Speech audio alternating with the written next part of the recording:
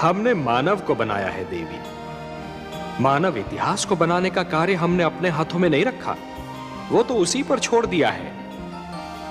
अभी तो उसे अपनी शक्ति का आभास हुआ है, इसी से उसे न्याय अन्याय, सत्य असत्य, धर्म अधर्म और पाप और पुण्य की जानकारी भी होगी। हमने बुद्धि दी है मानव को, विवेक दिया है उसे। और यदि मानव ने विवेक से कार्य नहीं किया तो? यदि धरती पर रात्रि इसी प्रकार दिन को निगलती रही तो? अंधकार प्रकाश को डसता रहा तो? तब क्या करेंगे आप? चिंता मत कीजिए देवी।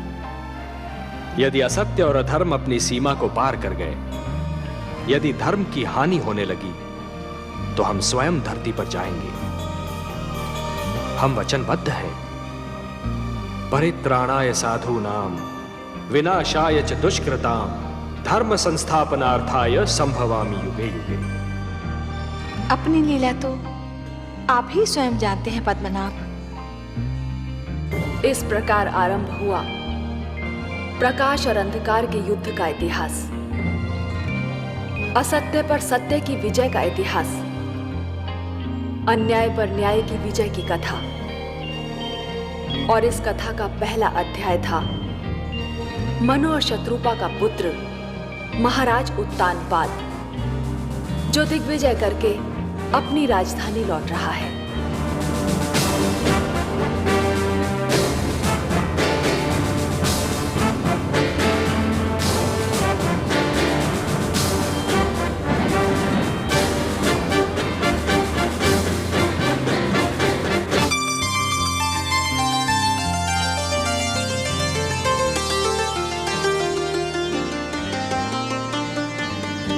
महारानी सुनीति की जय हो।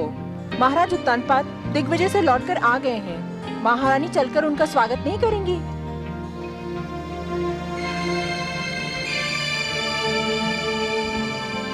मैं वहां जाकर क्या करूंगी? उनका स्वागत करने के लिए तो पहली सी वहां कोई उपस्थित है। क्षमा करें महारानी, पर आप बड़ी रानी हैं, पट रानी हैं। महाराज के स्वागत का अधिकार तो आप ही को प्राप्त है। अपने स्वागत का अधिकार, देने न देने का अधिकार तो महाराज के हाथों में है। और महाराज ये अधिकार अब किसी और को दे चुके हैं। आप यही है बातें पिताश्री के स्वागत को नहीं गई? नहीं पुत्र, मैं नहीं गई। फिर मैं जाऊंगा पिताश्री का स्वागत करने। तुम भी ना जाओ पुत्र। क्यों बातें? मैं नहीं चाहती कि इतनी कम आयु में तुम पीड़ा और दुख जैसे शब्दों का अर्थ जान लो। तुम्हारे कोमल मन को तनिक भी ठेस लगी ना,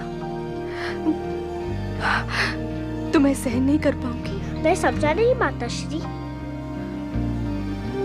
अभी छोटे हो ना, बहुत सी बातें तुम्हें समझ नहीं आएंगी।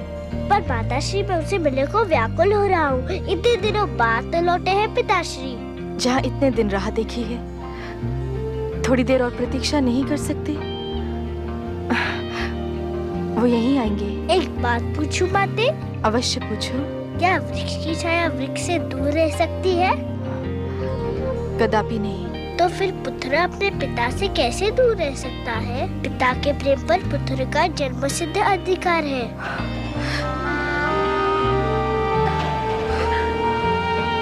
सारा झगड़ा ही तो अधिकारों का है पुत्र ध्रुव।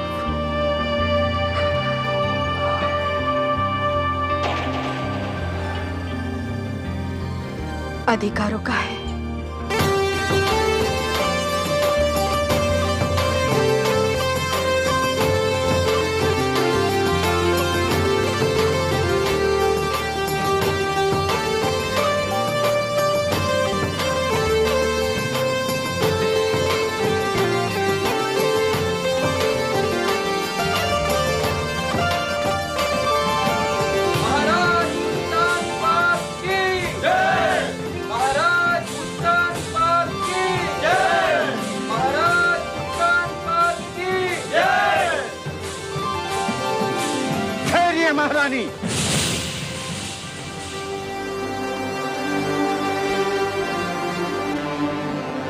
ये उचित नहीं है।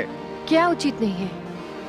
महाराज के स्वागत का प्रथम अधिकार बड़ी रानी को प्राप्त होता है।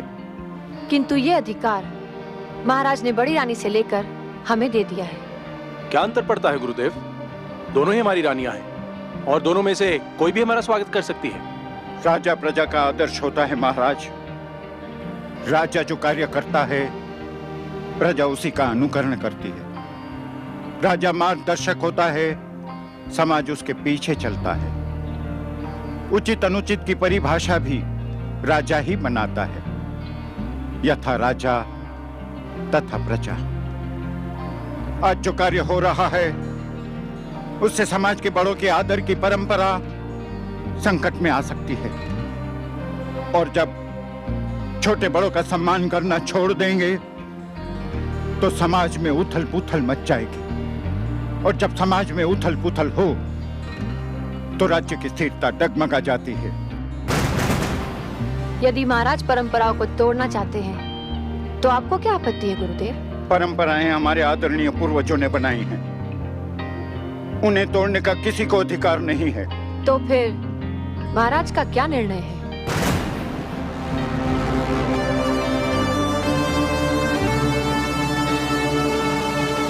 हमारा निर्णय